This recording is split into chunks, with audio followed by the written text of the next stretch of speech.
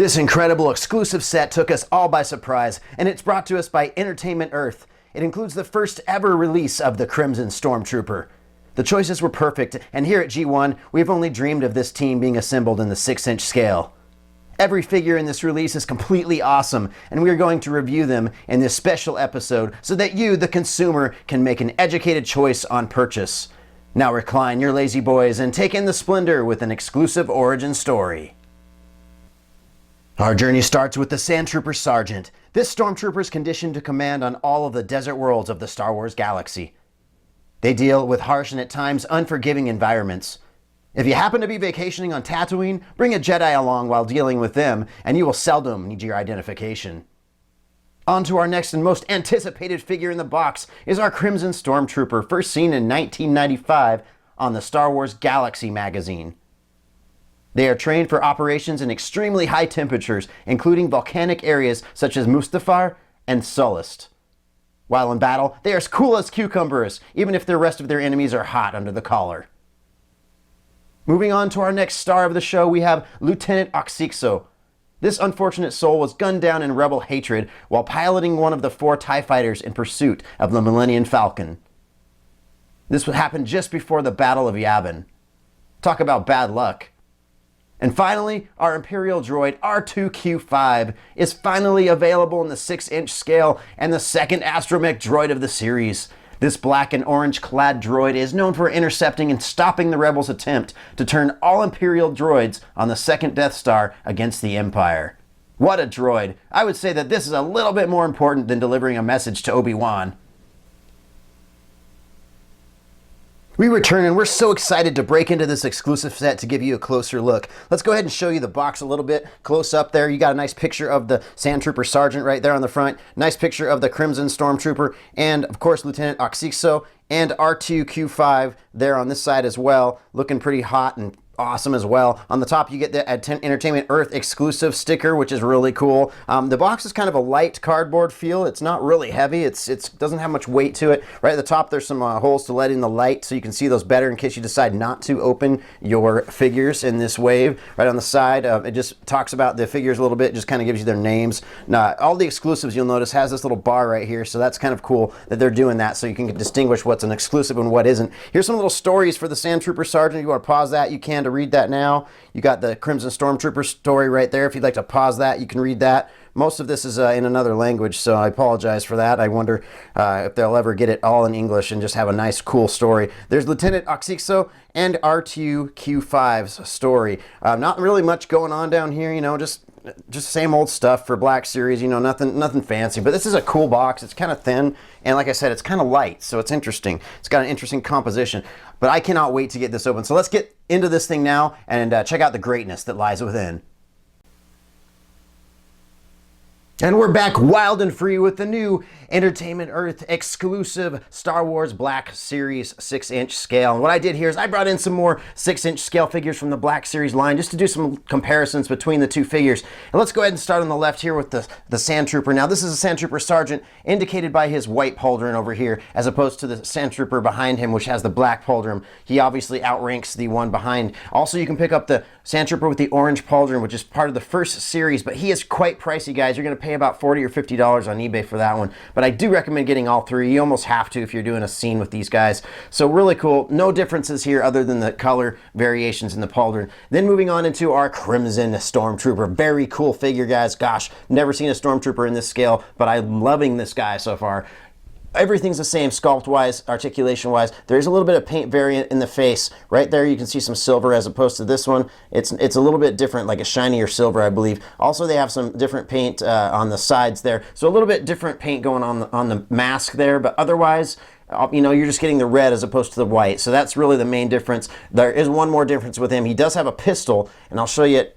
I'll actually demonstrate that with this guy right here. This Stormtrooper has a pistol like this one. So you see that there's a little silver painted on mark there on the pistol. The other Stormtrooper does not have that on his pistol. So that is something unique as well. So there you go with your Crimson. Then you got your TIE Fighter pilot, Lieutenant Zixi. I can't even say his name. Let's not say his name. The Lieutenant is a little different from the original TIE Fighter here. And what I mean by that is there's a little silver mark on his little little breathing unit, right, apparatus right here, as opposed to this one where there's not. Also, you get this like a triangular silver paint right here on his helmet with a number right there that we'll talk about later. I want to explain the significance of that number to you. Also, his pistol does have the little silver mark I showed you, whereas this guy's does not. So there's your differences there. Articulation's the same otherwise.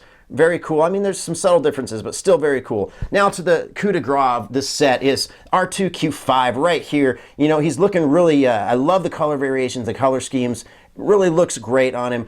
You know, if you do any saltwater fish collecting, this guy reminds me of an Achilles tang. Just look one up and you'll see what I mean. So anyway, here's the differences with this guy. Now, he does have the panels that open up in the front on both sides and reveal those tools, just like the R2 unit does from the Black Series. The problem is with this R2 unit and this R2 unit is he does not come with any accessories, which is kind of a bummer because they even got the part right here on the side of his leg that you can take off and add those extra pieces that usually come with R2-D2. They didn't put anything in this set for poor R2Q5, so I was a little bit frustrated with that. Articulation's the same, movements are the same.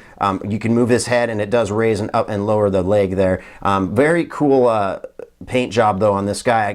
You gotta love this black and orange look and feel to the R2 units. I really dig that. Imperial droids are sweet. Anyway, you know, that's the differences. You're not getting any accessories. That's the biggest bummer and problem here. But everybody's the same size just about. Everybody back here in the back are right around 6 inches, but the R2 unit and this R2 unit are a tiny bit off from each other. The scale's a bit off, and this R2 unit here comes in right at about maybe 3.5 inches, whereas this one comes in at about 3.25 inches. So it's just a tiny bit smaller, looks like, in scale there. I'm not sure if I'm liking that or not, but it's still cool. I love it. The set looks great, guys. We're gonna get into the articulation and sculpt next for you.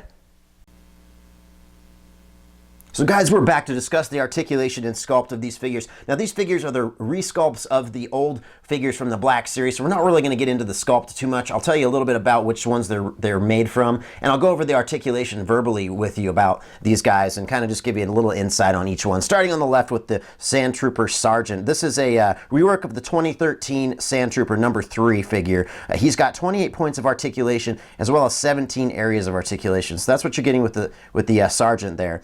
Then moving on into the next, which is this Crimson Stormtrooper, our debut figure for this lot. Now this is the remake of the 2013 Stormtrooper number 9, which is technically a rework of the 2013 P1 SANDTROOPER number 3 figure. So there's your details on that guy. He's got 28 points of articulation as well as 17 areas of articulation. So very cool Stormtrooper. You know, nothing different articulation wise, but very cool and unique for this set of figures for sure. Let's get into the Lieutenant Oxixo. Now this is the rework of the 2014 TIE Fighter Pilot number 5 figure. This time the figure's been given special paint operations on the helmet that are specific to the Lieutenant. So that's really cool. I really like that option with this guy. He's got 28 points of articulation and 16 areas of articulation.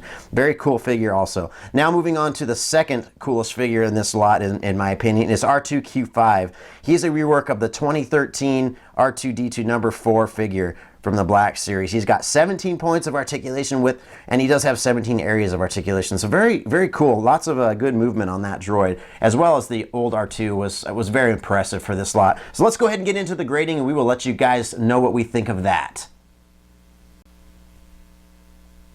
What we're going to do now is we're going to talk about the grading for this entire set, starting with appearance. I really like this set, guys. I'm torn. I'm going to give it a 9 in appearance, and I'll tell you why right now. Starting with the astromech droid here, R2Q5. If they would have given him accessories, that would have made it a perfect 10 for that particular figure. Now moving on into the TIE Fighter pilot, Lieutenant, that is, Lieutenant Oxixo. Now, this was the thing I was going to tell you about in his helmet. If you bring him up a little closer to the camera here, you notice that on his helmet, you can see like 5 zeros across it. That is not movie accurate, guys. When we go back to A New Hope, and if we want to look at that helmet on A New Hope, it almost looks like it spells out OXIXO, which is not movie accurate whatsoever on this exclusive set. And I think they could have at least tried to do that a little bit better. Even the 3 3/4 inch figure of this guy gave us it looked more like the OXIXO on his helmet than it does on this one. This is just a blatant zeros across the top, which I don't know why they did that. I don't know what they're trying to prove, but because of those two reasons, I'm going to give it a 9 in appearance, which is still an excellent grade. Now moving on into articulation. This set is amazing for articulation. Everything is the same as the old figures from the Black Series line as well. So I'm going to give it a straight 9 in articulation. I think that's a great grade for that, for this set. Now into durability. They're fairly durable figures. I think they're pretty good for the most part. I'm not going to complain. The arms feel a little bit flimsy, but they're not too bad, so I'm going to give them an 8 in durability. And now for the main category of collectability. This set deserves a perfect 10, and that's what I'm going to give it today, guys. This has really been an eye-opening set, and if you like the Imperial squads, you're going to love this set if you're collecting Black Series 6-inch figures. So that gives this set an overall score of 9. Star Wars fans, we are at the dawning of a new era, so you must make the decision. Are you a pre-vintage fan, a post-vintage fan, or a vintage fan? Soon we will all have the decision to make once the Force has fully awakened once again. Thank you all so very much for your support and subscriptions. We hope you enjoy our rare and exquisite reviews. Don't forget to see our eBay store and check out our username, G1Toys2015, where we have this set for sale currently. Pick them up while supplies last. The G1 lesson of the day says, choose your Star Wars sequels and prequels wisely, for as the true series will bring you life, whereas the false series will take it from you. Here at G1, we urge you to sign up to be a member of the Imperial Forces today and channel your inner toy. You know, I've been thinking, if you were to die right now, which series of Star Wars would you say held the most genius? Well, your mom and I both agree that after watching the available movies thus far, that the prequels really came through and conveyed the true spirit of the franchise. That is, of course, after I dropped in from the ceiling fan on her. Dude, the fact that you even remotely think those movies were better earns you a special place in hell. You should really consider your choice again. And why you gotta rub it in my face that my mom and you are still together? Hey, I called Ollie Oxenfree on her eons ago. Regarding the prequels, I just love how they killed off Maul, one of the coolest looking villains in Star Wars history, so as not to overindulge us with the dark side, and with greats like Jar Jar Binks and Hayden Christensen, how could you go wrong? I know I was touched by their Oscar-worthy performances. Well, that's all I need to hear.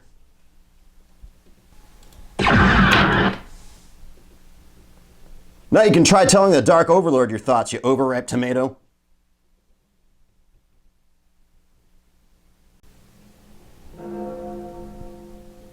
Oh, what happened?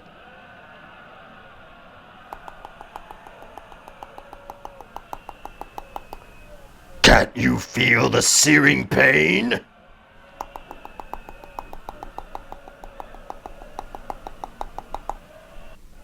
Sheesh, what's his problem? Hey, what are you doing here?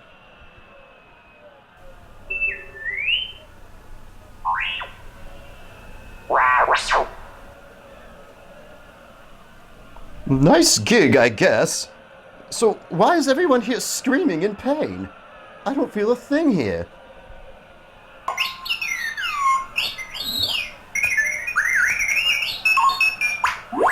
Well, heckfire! If I would have known that, I would have enjoyed my life on the surface a little more.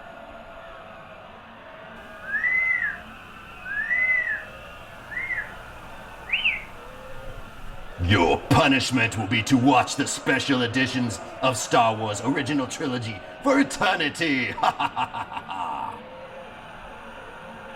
Oh, goody! The extra scenes from those films were so good! There is no God.